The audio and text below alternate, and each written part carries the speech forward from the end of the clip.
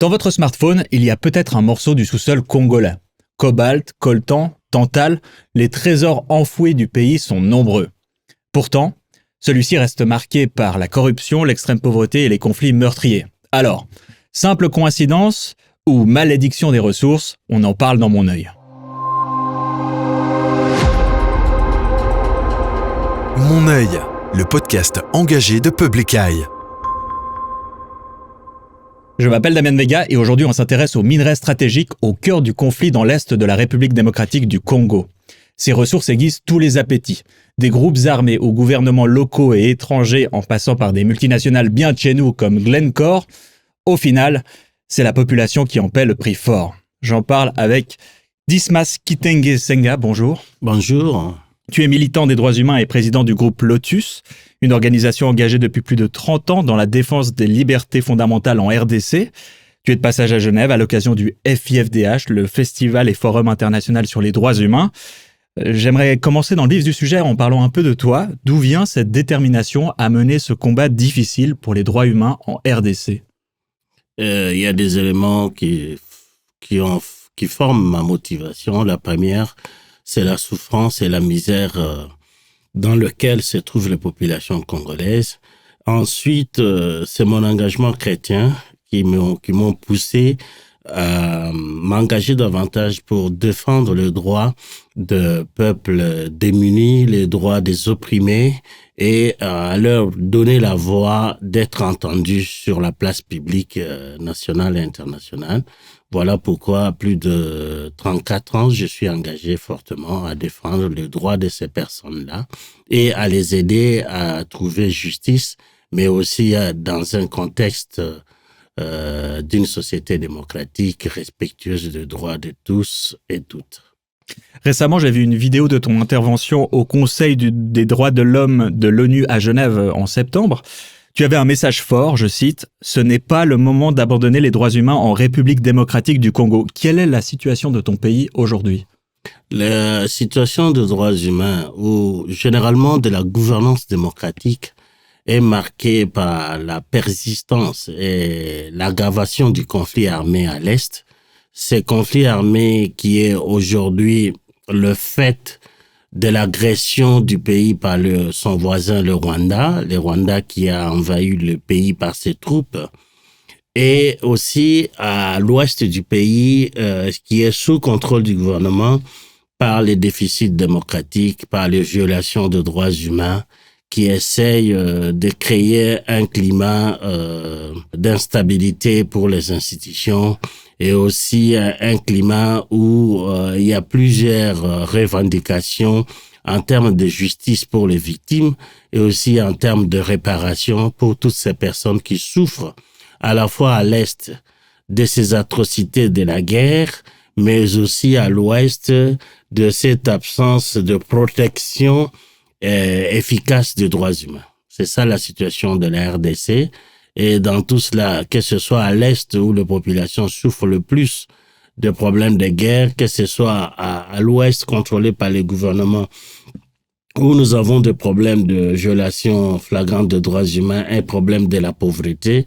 Dans tous les cas de figure, ce sont les populations congolaises aujourd'hui qui sont prises un peu en étau et qui souffrent terriblement de cette situation qui appelle en tout cas une intervention des uns et des autres et aussi une intervention de la communauté internationale pour que la paix revienne et le respect des droits humains triomphe. Et quelles sont les causes principales de ce conflit ? Les causes, il y a des causes internes et des causes externes.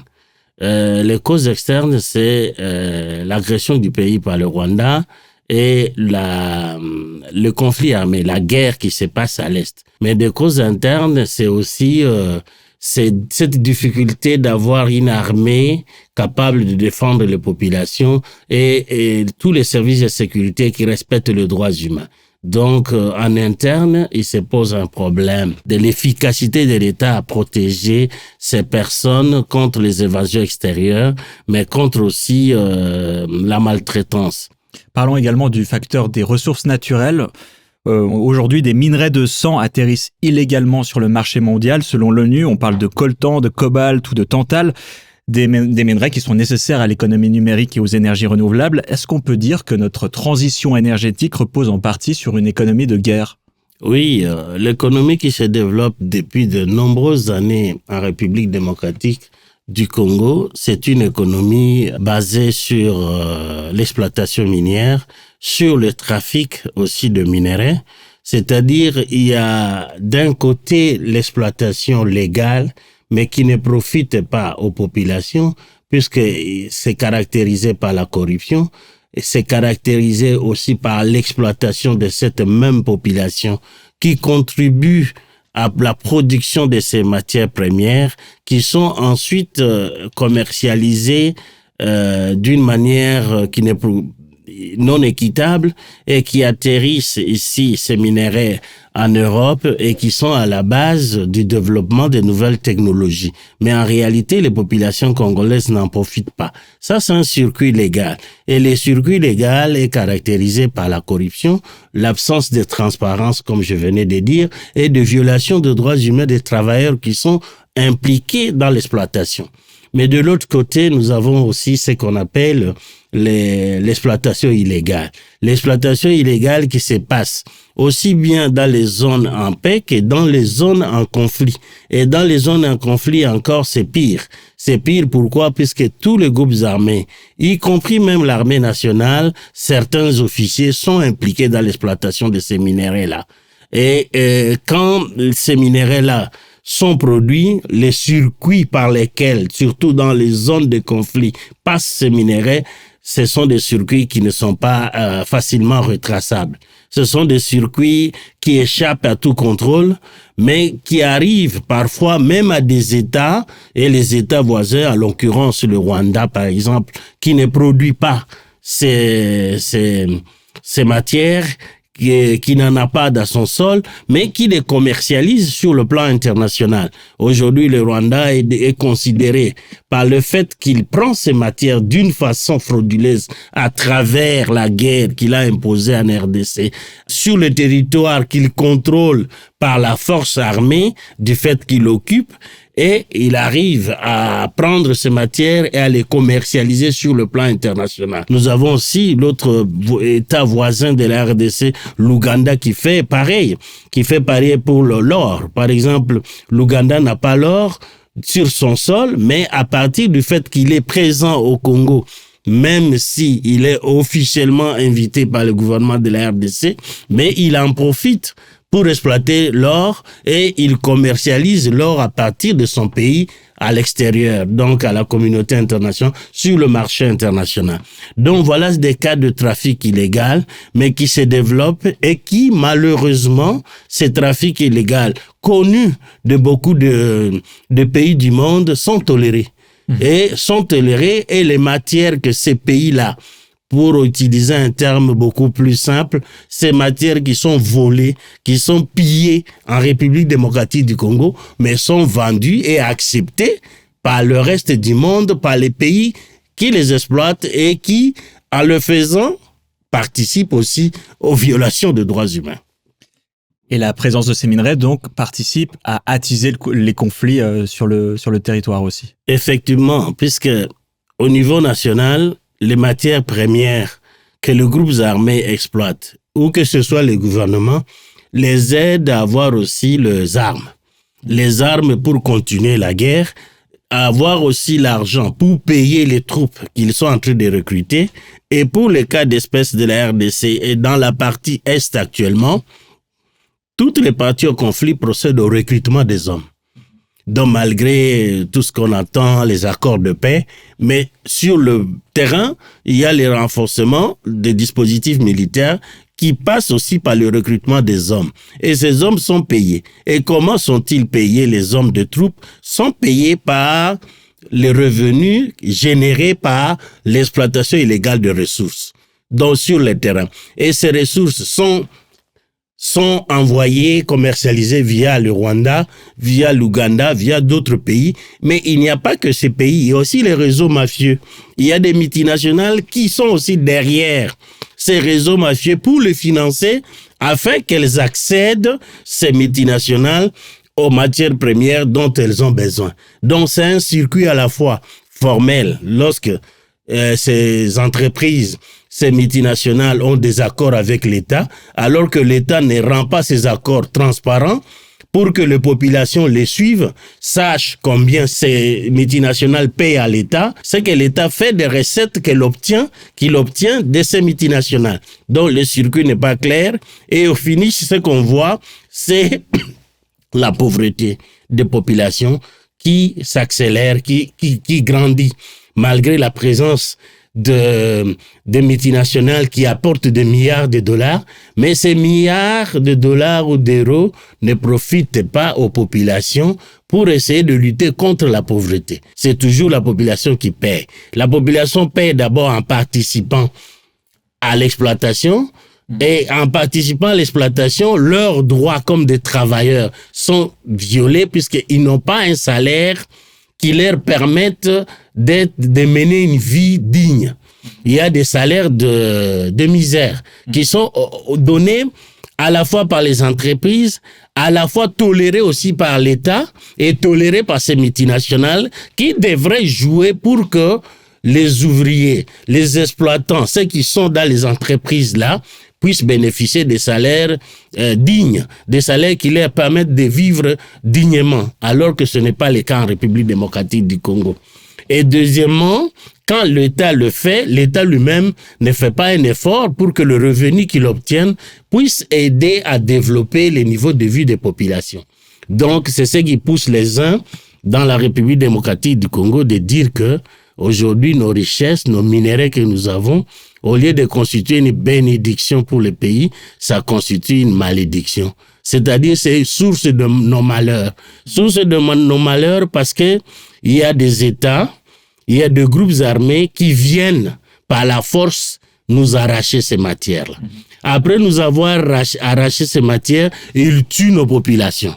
Puisqu'en le faisant, en imposant une guerre pour accéder aux ressources, cette guerre a comme conséquence, il y a des pertes de vies humaines. Ensuite, autre conséquence, c'est que la dégradation de la situation sécuritaire.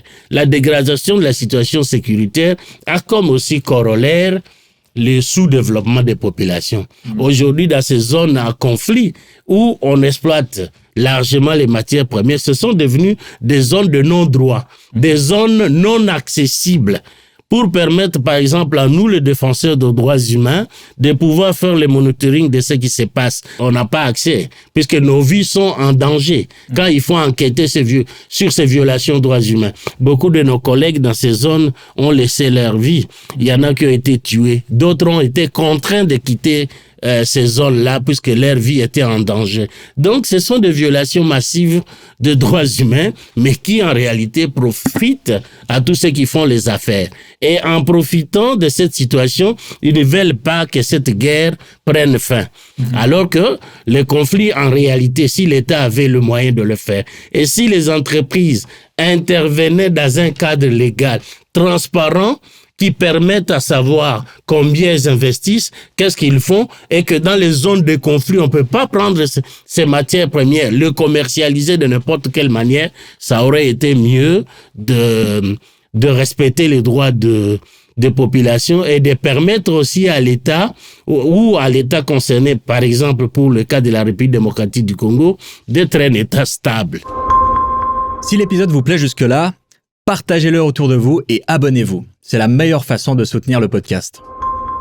Tu es venu parler de ces enjeux à ce micro, mais aussi au FIFDH, à une table ronde dans le cadre de la projection du documentaire Le sang et la boue, réalisé par Jean-Gabriel Leno. Un extrait filmé dans une classe d'école m'a particulièrement interpellé. On regarde un extrait.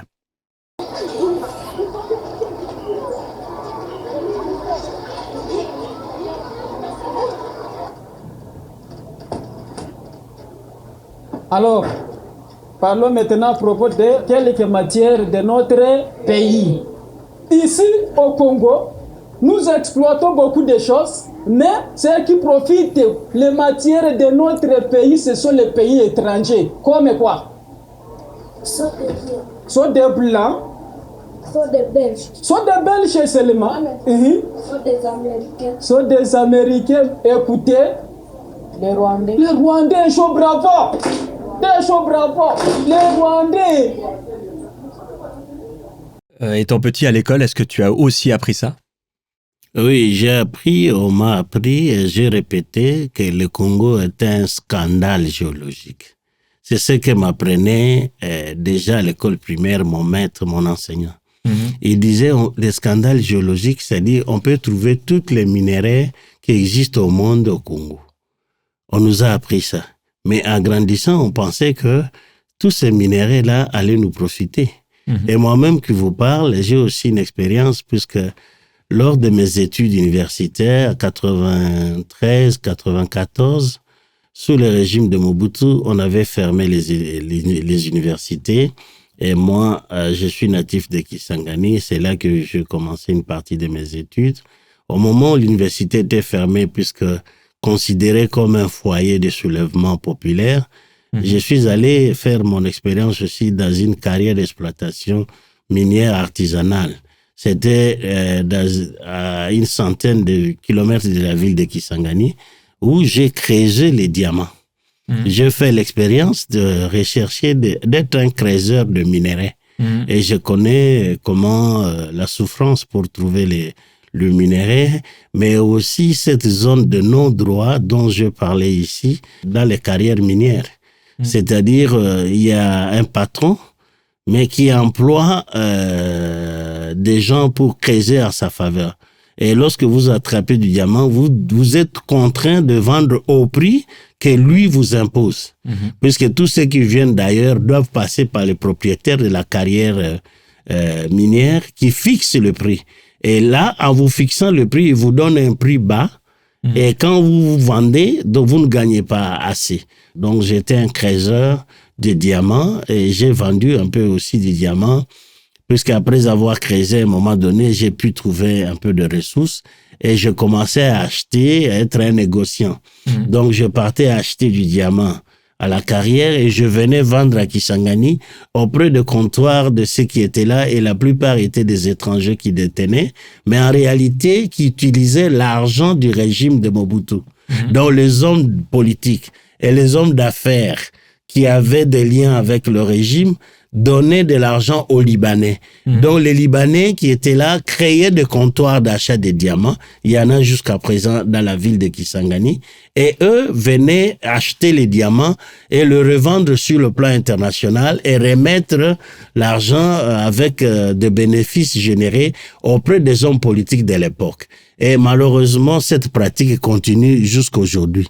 Au Congo, la plupart de comptoirs d'achat de matières premières, que ce soit de l'or, que ce soit des diamants, que ce soit aussi même des coltans, certains des étrangers qui sont là ne sont que des facilitateurs. Mais les vrais détenteurs qui financent ces étrangers pour acheter, puisqu'ils ne veulent pas apparaître, ils ont créé des sociétés écrans, mais derrière ceux qui sont en apparence, il y a les vrais détenteurs qui sont des hommes politiques congolais, il y a des généraux, il y a des hommes d'affaires congolais qui ne veulent pas apparaître, mais c'est eux qui financent. Alors, quand vous vous attaquez à ces étrangers-là, que ce soit au niveau de la revendication de droits des travailleurs ou au niveau de l'exploitation des travailleurs, vous rencontrez donc les hommes forts qui sont là, qui les protègent, et c'est une sorte d'impunité qu'ils sont en train d'instituer à travers ces étrangers.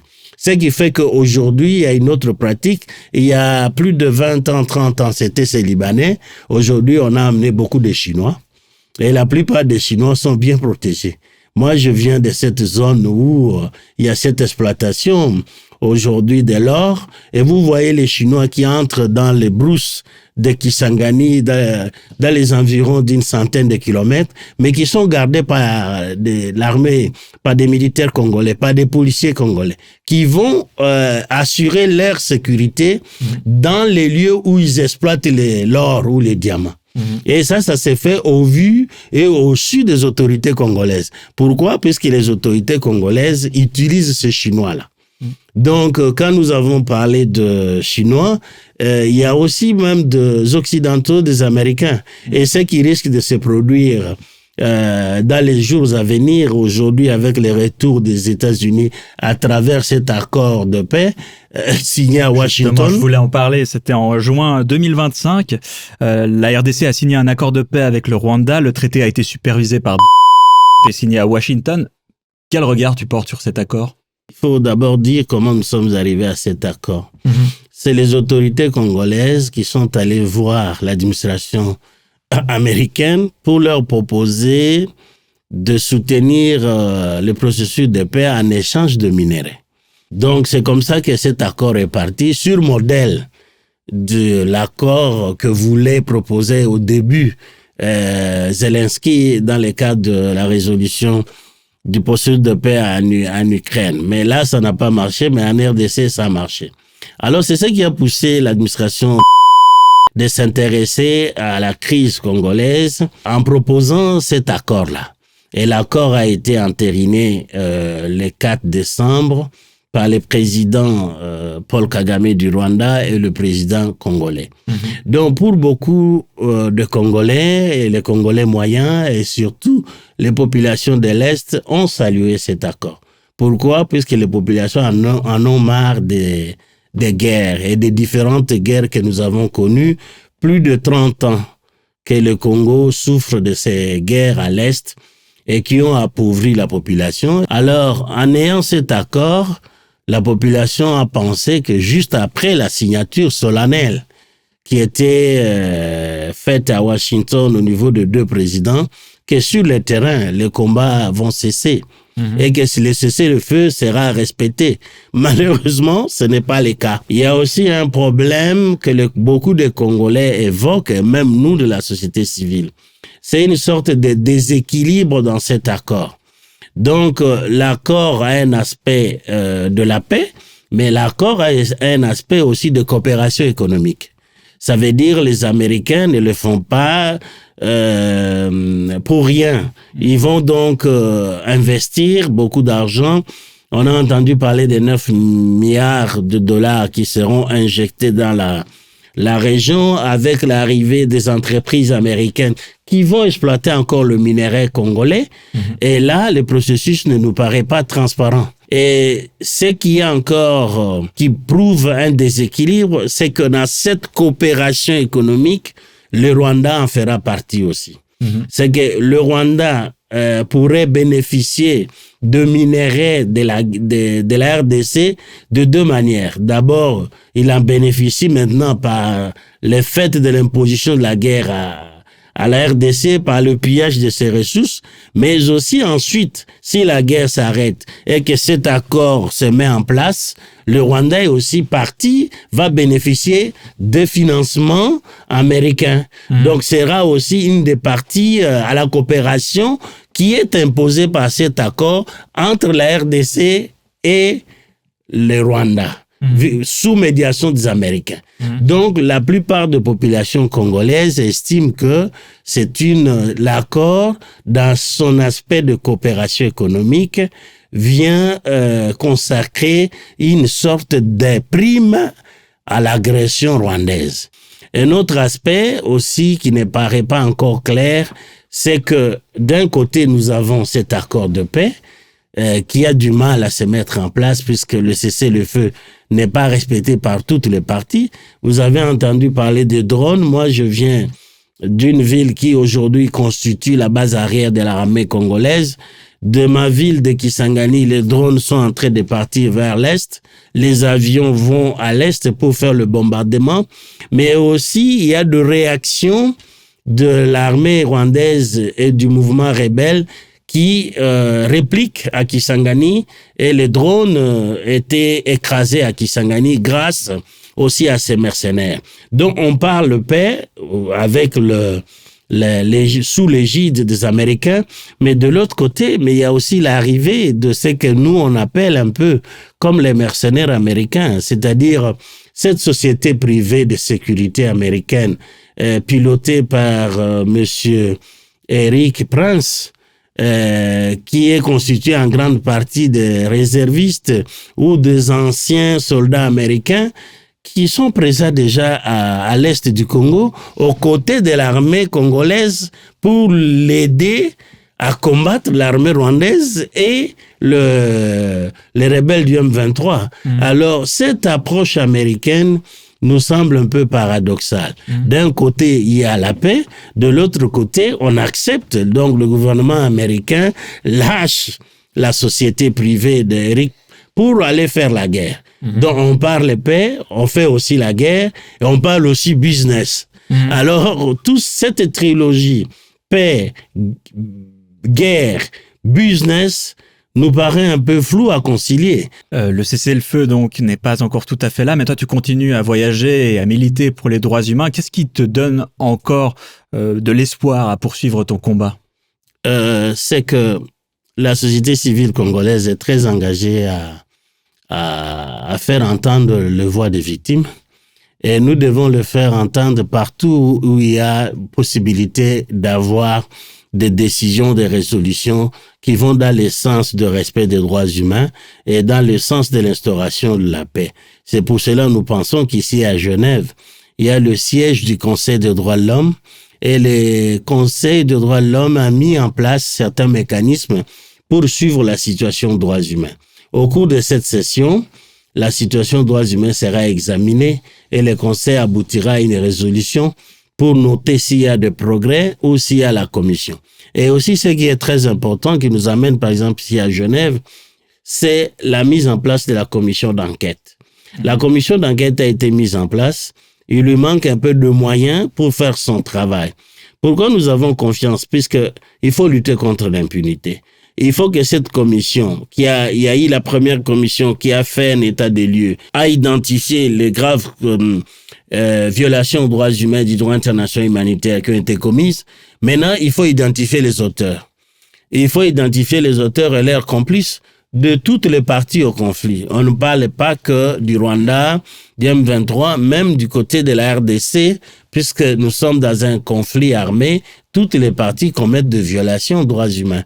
Même si elles ne sont pas de même niveau, mais c'est cette commission qui va établir les responsabilités et qui va proposer le mécanisme de poursuite en justice. Et ce serait des mécanismes au niveau de la justice nationale ou au niveau de la justice internationalisée. Si c'est pas justice internationale, mais internationalisée, c'est-à-dire un mécanisme qui essaie de concilier l'aspect de justice nationale et l'aspect de justice internationale. Et nous, comme société civile, nous avons des propositions là-dessus.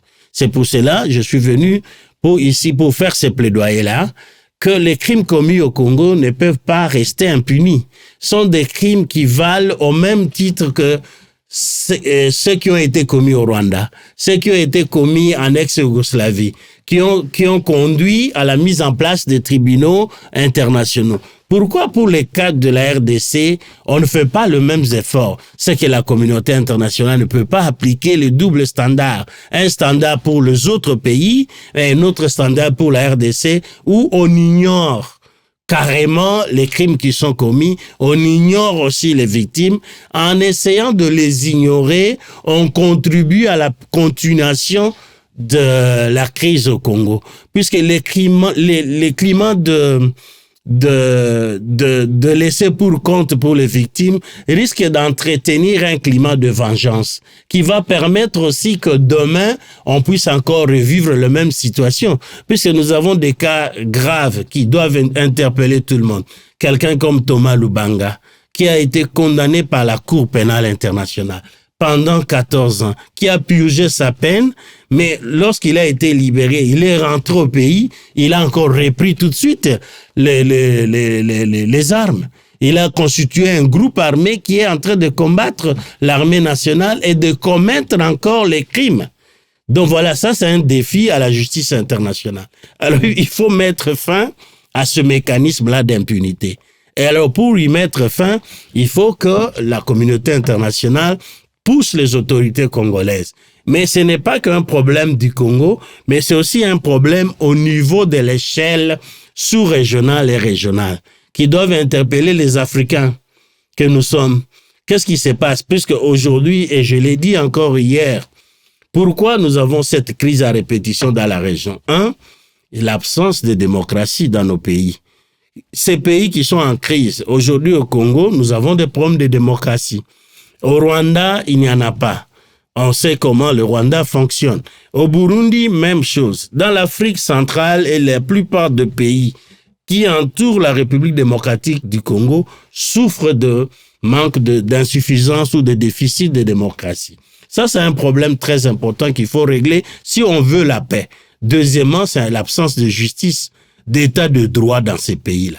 Les victimes sont abandonnées et les auteurs ne sont pas sanctionnés. Ils se retrouvent encore dans les institutions et c'est le cas de figure de la RDC, c'est le cas de figure du Rwanda. Donc les auteurs, même si aujourd'hui les trésors américains sanctionnent, mais ils sont au pouvoir. Ils sont au pouvoir au Rwanda. Si au niveau interne, il n'y a pas de mécanisme qui permettent à la fois à la population de sanctionner à travers la démocratie ceux qui sont à la base de violations des droits humains. Si la justice interne ne fonctionne pas, au moins que la justice internationale ou africaine puisse sanctionner ces personnes-là pour éviter l'impunité, pour éviter les sentiments de frustration, de déception ou de laisser pour compte de victimes. Troisième niveau, évidemment, c'est la coopération économique. Lorsqu'on veut lutter contre la pauvreté, lorsqu'on veut que les richesses de ces pays-là profitent aux populations, il faut mettre les règles en place, le respecter. Ces règles ne doivent pas être respectées que par les États concernés, mais aussi par tous les intervenants extérieurs, que ce soit le multinational, que ce soit les États qui interviennent, qui ne voient pas que leurs intérêts. Ils voient aussi les intérêts des peuples qui sont les propriétaires de ces richesses-là. Et ensuite, le dernier niveau, c'est le niveau de la communauté internationale qui devrait appliquer le droit international partout de la même manière. Et c'est ça qui peut permettre à ce que ces graves conflits qui se passent en RDC puissent trouver une solution. On suivra bien sûr de près ton travail, votre travail au groupe Lotus. Merci beaucoup Dismas Kitenge d'être venu au micro de Mon Œil. Merci beaucoup à vous. Et merci à vous pour votre écoute. Le lien vers le documentaire Le sang et la boue est en description d'épisode. Comme d'habitude, si ça vous a intéressé, partagez l'épisode autour de vous. C'était Mon Œil, le podcast engagé de Public Eye qui regarde là où les multinationales voudraient qu'on détourne leur regard. À bientôt. Mon Œil, le podcast engagé de Public Eye.